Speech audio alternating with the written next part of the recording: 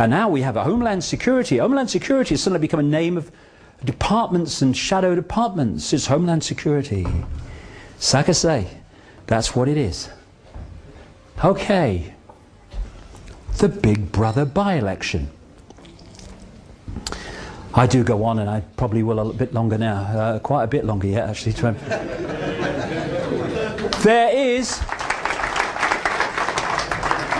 Now, you see, when you're going to control debate, and I want to say this, because, you know, I want to keep this within the bounds, not exaggerate and make bloody wild bloody claims that haven't been investigated.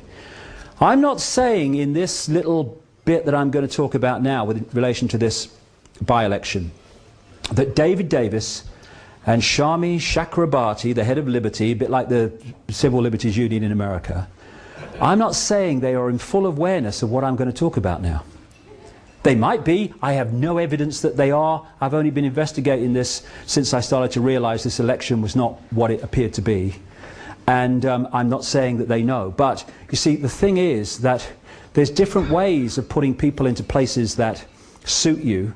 If you've got someone of a certain mentality and you put them in a certain place, then you don't have to manipulate them, because that mentality is going to play that out the way you want it anyway. They haven't got a clue that actually they're being manipulated. But I don't know. It may be one way, it may be another. But what you get from these two, who have become the twin pillars of anti-Big Brother within the establishment, if you pick up any newspaper or turn on any television news bulletin now that involves a Big Brother type story, they will quote this lady, or because of this election, they will quote David Davis, who's now become the Mr. Anti-Big Brother. However, it's anti-Big Brother in an incredibly limited way, which limits the scale of the debate, if you can hijack the debate, so that these things I'm talking about today do not enter the debate. And I'll tell you this, although it's not appeared in the mainstream media, it has to be 10 foot high with glowing bloody neon lights before, you know, the Quentin Letzers of this world go, oh, what's that? But outside the public arena and getting very close to it, there is I really can't exaggerate this too much, a massive awakening going on all over the world of people among the general population who are starting to see this stuff and become aware of it. And if you are behind it, what you want to do is to hijack that debate about this Orwellian transformation from those with the bigger picture. You want to pull it into those that are talking only about the little picture, because in doing so you limit the debate and you hold the walls on this stuff that we really need to know about. And the more I look at this election, the more I see that all over the place. One of the people that's been up to this constituency to support David Davis in his campaign against Big Brother is a Tory MP called Ed Vaizey. Ed Vaizey is a original at the foundation signatory on the statement of principles of an organisation called the Henry Jackson Society. Henry Scoop Jackson, as he was called, was an American Democratic senator who had a view of the world that mirrored that of the neocons in the Bush administration that I've been talking about. People think that because they control the Republican administration now in America, they must have been spawned by the Republican Party. No, no.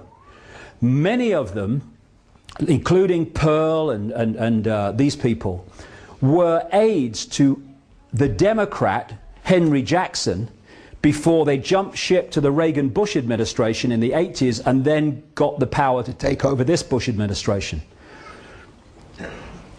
So Henry Jackson represents everything the neocons stand for, which is, as the Henry Jackson Society talks about, if necessary, taking military action to impose democracy on countries that they say are undemocratic, and for what that means, see the invasion of Iraq. Ed Vaizey, like I say, was an original signatory. And he is a neocon, as they call it, a neoconservative. Now, what is a neoconservative connected to the Henry Jackson Society, which, as we'll see in a second, fundamentally connects into the Project for the New American Century in America and the American Enterprise Institute, which is the sister organization? What is he doing suddenly opposing Big Brother when his network has created the problem which is justifying Big Brother? These are the international patrons of the Henry Jackson Society.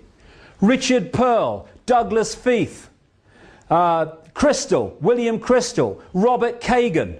Crystal and Kagan were the co-founders of the Project for the New American Century that produced that document which has played out ever since in death and slaughter and conquest, which has justified the introduction of the Big Brother state.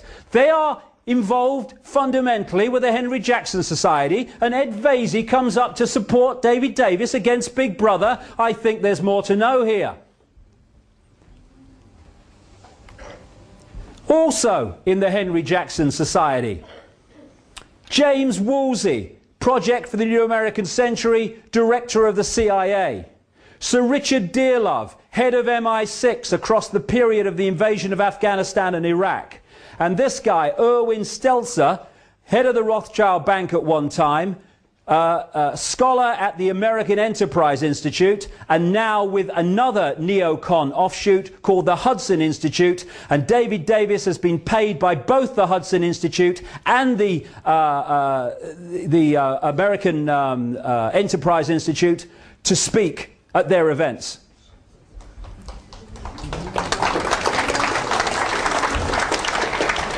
Coming up to this constituency before the polling on Thursday is this man, Michael, I am a neoconservative, from his own lips, Gove, another shadow minister in the Cameron administration, Conservative administration. He was also an original signatory to the statement of what the Henry Jackson Society stands for, statement of principles as they call it. And he's coming up, like Vaizey, from the same organisation to challenge Big Brother for David Davis. This man's talking on behalf of David Davis. Colonel Tim I Support Davis Collins, who became famous for his military operations in Iraq. Guess what Colonel Tim I Support David Davis Collins put his name to? He was an original signatory to the Statement of Principles of the Henry Jackson Society, which connects into the Project for the New American Century and the American Enterprise Institute in America that orchestrated the invasion of Iraq and the war on terror, which is being used to justify the Big Brother state. Patrick Mercer, Tory MP, been in this constituency supporting David Davis against Big Brother. He is a consultant for Blue Hackle, which is one of these private army security organisations which connects with others to create connections of private armies that are being paid by government to operate in places like Iraq.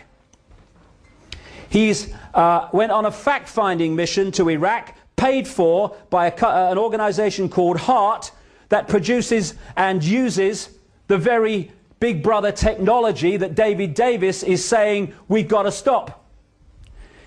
He was paid, this is this guy, he was paid with his expenses and his flights and his hotels and everything to go on a fact-finding trip to Pakistan and Afghanistan by this security organisation called the Saladin Group. And this is from Saladin's website. This is what they do, just part of it. Saladin can provide surveillance services to organisations and individuals in order to gain evidence during an investigation. Saladin's staff may have many years of experience in covertly following surveillance subjects to obtain information on their movements, activities and contacts. This includes both mobile surveillance in vehicles and static surveillance in a fixed position. Patrick Mercer, connected to these organisations, was in this constituency a few days ago to support a challenge to Big Brother. And the Freedom site set up by David Davis wasn't